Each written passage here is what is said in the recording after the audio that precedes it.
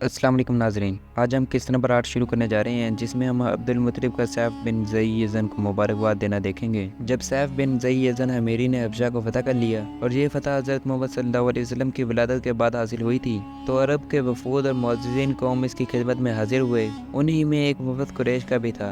उस वफ़द में हज़रत मोहम्मद सल्लल्लाहु अलैहि वसल्लम के दादा अब्दुल मुत्तलिब बिन हाशिम, उमय्या बिन अब्दुल शम्स, असद बिन अब्दुल उज़्ज़ा और अब्दुल्लाह बिन जिद्दान शामिल थे। ये लोग कसरे कुमदान पहुंचे जहां वो मौजूद था और हाजिरी की इजाज़त चाहिए। सैफ ने अंदर आने की इजाज़त दे दी। वफ़द की तरफ से अब्दुल मुत्तलिब ने उन्हें मुबारकबाद पेश की और उससे गुफ्तगू की। गुफ्तगू के बाद सैफ ने अब्दुल मुत्तलिब को अपने पास बुलाया। फिर सब मेहमान खाने में पहुंचा दिए गए। ये उसकी यहाँ 1 माह तक मुकीम रहे। इस अरसे में ना तो उन लोगों की दोबारा सैफ से मुलाकात हो सकी और ना ही उन्हें दरबार में वापसी की इजाज़त मिली। फिर उसे यकायक उनका ख्याल आया और उसने लोगों में से सिर्फ अब्दुल मुत्तलिब को बुलवाया और उन्हें तखलिया में अपने पास बिठाकर आपसे गुफ्तगू की। ए अब्दुल मुत्तलिब, मुझे जो कुछ मालूमात हैं उन्हें मैं बतौर ईमानत आपके सुपुर्द करता हूँ और अगर आपके सिवा कोई और होता तो मैं ऐसा ना करता, लेकिन मैंने आपको इसके अहल समझा है क्योंकि आप ही इसका मरकज़ हैं, इसलिए मैं आपको इस अमर की इत्तला देता हूँ, मगर ये बात आपके सीने में महफूज और राज रहनी चाहिए जब तक खुद हक़ तआला ही इसका अफशा का हुक्म न दे दे। बहरहाल वो अपने एक अहम अमर को पाया तकमील तक पहुँचाने वाला है। मैं इस मख्फी इल्म और पोशीदा किताब में जिसे हमने अपने पास मखसूस कर रखा है, एक अज़ीमुश्शान खबर और बहुत बड़ी बुलंदी और मर्तबा का ज़हूर पाता हूँ, जिसमें तमाम बनी नूए इंसान को हयात में अजमत और शर्फ और मौत के बाद फजीलत और बरतरी हासिल होगी और आपकी कौम को आम तौर से और आपको खास तौर पर यह शर्फ हासिल होगा। अब्दुल मुत्तलिब ने अर्ज किया,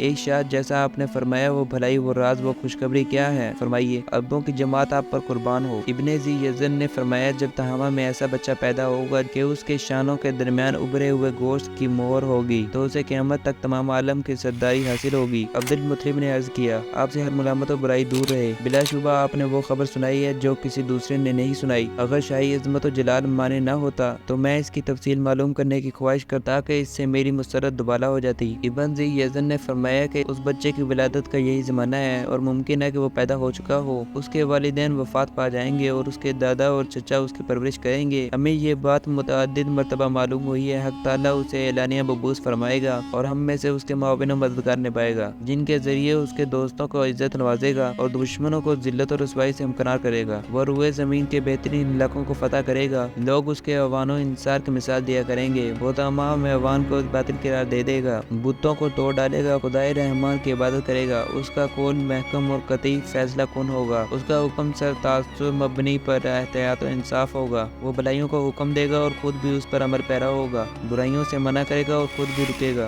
अब्दुल मुत्तलिब ने अर्ज किया, आपकी उम्र दराज हो, आपकी हुकूमत बाकी रहे, आपकी इज्जत और बुलंद हो, आपका फ़ख्र गालिब हो। क्या बादशाह सलामत बाज़ अमूर के बाजार फरमा कर मुझे मज़ीद मसरत का मौका अनायत फरमाएंगे? इब्ने ज़ी यज़न ने कहा, तनाबों वाले खेमे, उनके निशानात और खंभों की कसम, ए अब्दुल मुत्तलिब, आप ही उस नौमौलूद हस्ती के दादा हैं, इसमें कुछ शक और शुबा नहीं। ये सुनकर अब्दुल मुत्तलिब सजदा शुक्र बजा लाए। फिर इब्न ज़ी यज़न ने कहा, ए अब्दुल मुत्तलिब, सजदे से सर उठाइए, आपका दिल ठंडा और आपकी बात सरबुलंद रहे। मैंने आपसे जो कुछ बयान किया है, आप इसके मुतालिक क्या मालूमात रखते हैं? अब्दुल मुत्तलिब ने अर्ज किया, ए बादशाह, मेरा एक बेटा था जिससे मैं बेहद मोहब्बत करता और उस पर बहुत मेहरबानी और शफकत करता था। मैंने अपनी कौम की सबसे ज्यादा मुअज़्ज़ज़ खातून से उसकी शादी कर दी थी, जिसका नाम आमना बिनते वसहब बिन अब्द मनाफ था। उसके एक बच्चा पैदा हुआ जिसके दोनों शानों के दरमियान उभरे हुए गोश्त का टुकड़ा पुड़िया की तरह है। वो तमाम मलामतें मौजूद हैं जो आपने बयान फरमाई हैं। उसके वालिदैन का इंतकाल हो चुका है, अब उसकी परवरिश मैं और उसके चचा करते हैं। इब्न ज़ी यज़न ने कहा कि जो कुछ मैंने बताया है वही सब आप बयान कर रहे हैं। अब आप अपने इस फर्जंद की हिफाजत कीजिए, खासकर यहूदियों से इसे बचाए रखिए, इसलिए कि वो लोग इसके सख्त दुश्मन हैं, लेकिन हक़ तआला उन्हें हरगिज़ उस पर गालिब ना आने देगा। जो कुछ मैंने आपसे कहा है आप उसे अपनी इस जमात से पोशीदा रखें जो आपके साथ है। मुझे इन पर इत्मीनान नहीं। मुमकिन है कि इनमें ऐसे हासिद पैदा हो जाएं जो आपकी इमारत और सरदारी की मुखालफत करने लगें और आपकी राह में मुश्किलात खड़ी कर दें और कांटे बो दें। फिर वो और उनकी औलाद आपकी मुखालफत में जो करना चाहें कर गुजरें। अगर मैं ये ना जानता कि मुझे इस फर्जंद की बासत से कबल ही मौत आ जाएगी तो मैं अपने घोड़े पर सवार और बापियादा चलकर उनके इदारे हिजरत यसरब पहुंच जाता, क्योंकि मैं अपनी रहनुमा किताब और कदीमे इल्म में ये खबर पाता हूँ कि यसरब उनके हिजरत गाह और उनकी नसरत और मदद का मुकाम है। अगर मैं उन्हें हफ्तों से ना बचाना चाहता और मुझे उन पर मसाइब शदाइद का खतरा ना होता तो मैं उनके बचपन ही में उन अमूर का ऐलान कर देता और अरबों को उनके नक्शे कदम पर चलने की हिदायत ہدایت کرتا،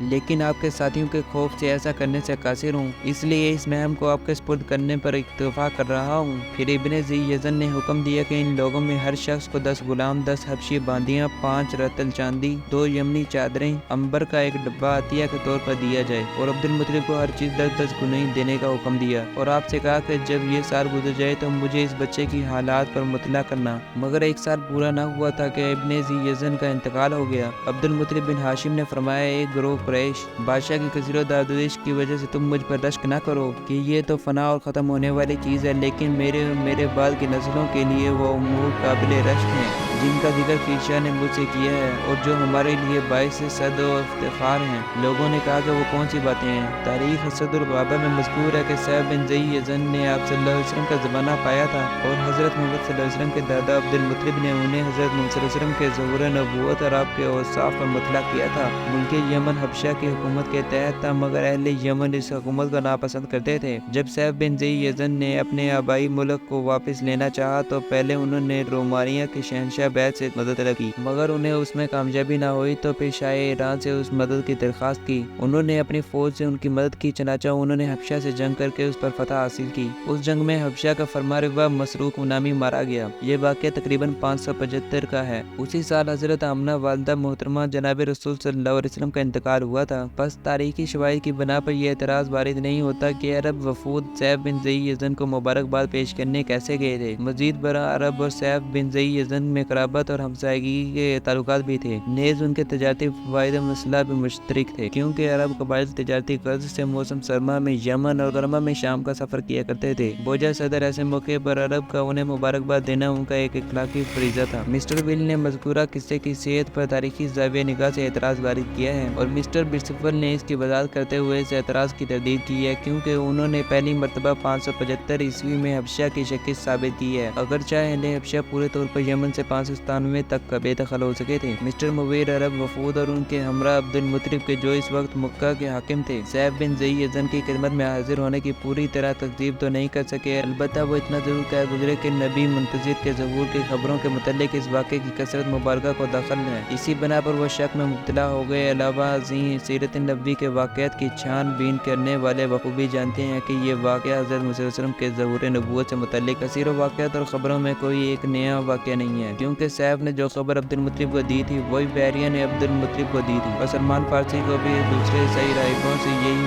کچھ معلوم ہوا تھا۔ پھر یہودی علماء برملا اس کی تشہیر کرتے ہیں، جس کا تفصیلی تذکرہ ہم آگے انشاءاللہ کریں گے۔ ابن ذی یزن نے عبد المطلب کو جو کچھ بتا دیا تھا، غالباً اس کا یہ اثر تھا کہ عبد المطلب نبی کریم صلی اللہ علیہ وسلم کی بہت عزت و احترام کرتے تھے، اور جب ان کے بیٹوں نے حضرت محمد صلی اللہ علیہ وسلم کو خود رسالی کی وجہ سے فرش سے اٹھانا چاہا تو عبد المطلب نے فوراً انہیں ٹوکا اور کہا کہ میرے اس فرزند کو چھوڑ دو، خدا کی قسم اس کی شان ہی نرالی ہوگی۔ الحاصل ایک کمسن بچہ ایک عظیم مستقبل کا مالک تھا، جس کی عظمت و ذکاوت کی علامت اس میں کم عمری سے ہی سے نمایاں ہونے لگی تھی۔ اس میں ایک خاص قسم کی کشش اور جاذبیت تھی جو اسے دوسرے تمام بچوں سے ممتاز کرتی رہتی، بلکہ اگر خود اس کے بھی بھائی ہوتے تو یہ ان میں بھی نمایاں حیثیت کا حامل ہوتا۔ یہ بچہ جہاں بھی جاتا لوگوں کی نظروں میں محبوب اور ہم عصروں میں برتر و ممتاز سمجھا جاتا۔ دراصل ایسی خصوصیت دنیا کے عظیم ترین شخصیتوں میں نمایاں ہوا کرتی ہے، جیسا کہ ہمیں ایسے اکابروں کے تذکروں سے پتہ چلتا ہے۔ بس حضرت محمد صلی اللہ علیہ وسلم کے دادا عبد المطلب آپ کی خاص رعایت مد نظر رکھتے اور آپ کی پرکشش شخصیت اور مستورہ عظمتوں کی بنا پر بچپن ہی سے آپ کو اپنی اولاد پر ترجیح دیتے تھے۔ جیسے جیسے آپ کی عمر بڑھتی گئی ویسے ویسے آپ کی عظمتیں زیادہ اور واضح نمایاں ہوتی چلی گئیں۔ صحابہ سے روایت ہے کہ حضرت محمد صلی اللہ علیہ وسلم میں انتہا درجہ جاذبیت و کشش تھی، اس لیے صحابہ آپ سے انتہائی محبت کرتے تھے اور آپ کے کسی حکم سے ہرگز سرتابی نہ کرتے تھے۔ عبد المطلب یہ تو نہ جانتے تھے کہ حضرت محمد صلی اللہ علیہ وسلم جیسا چھوٹا بچہ ایک دن اللہ کا رسول بنے گا، البتہ وہ آپ کی غیر معمولی جاذبیت و کشش اور آپ کے پوشیدہ عظمتوں کو اپنے دل کی گہرائیوں میں زندگی بھر محسوس کرتے رہے۔ عبد المطلب کی آپ سے محبت اور آپ کی انتہائی مراعات کا راز یہی تھا۔ پھر خاص بات یہ تھی کہ عبد المطلب خود ایک عظیم الشان اور صاحب فہم، فراست، اذکار و فطانت شخصیت تھے، اس لیے آپ اپنی اولاد سے فرماتے تھے کہ میرے اس فرزند کو چھوڑ دو، اس کی ایک بڑی شان ہونے والی ہے۔ آج کی ویڈیو کا اختتام ہم یہیں پر کرتے ہیں۔ ایسی مزید ویڈیوز دیکھنے کے لیے ہمارا چینل سبسکرائب کریں تاکہ آپ کو ہماری ایسی ویڈیوز ملتی رہیں۔